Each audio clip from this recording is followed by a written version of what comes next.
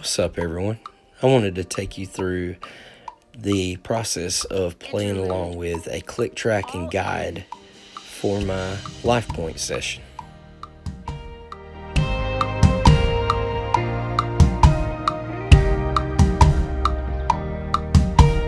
Verse 2, 3, 4. So all the musicians at LifePoint, we use an app called Planning Center, and basically it has the practice track that we use, which has the click tracking guide, and it's basically the full worship service, all the songs melded together. And as you can hear, there's a click in the background, a metronome that keeps us on beat, and then there's a female voice, which is our guide, that lets you know when you go into a verse or a chorus. And this makes it a lot easier to be able to transition in and out of parts.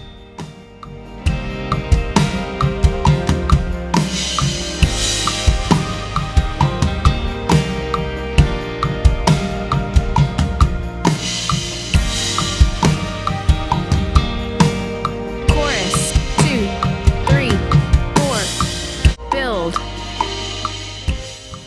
I get asked quite often if it's difficult or if it gets annoying to hear the guide and the click in the background the whole time, but to be honest, it's one of those things that you just got to practice at and you acclimate to it over time. It's there, but it's not there whenever I'm playing. It kind of just disappears because I've done it for so long now.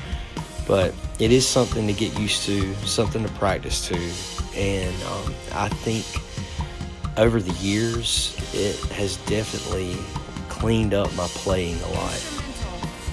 All in.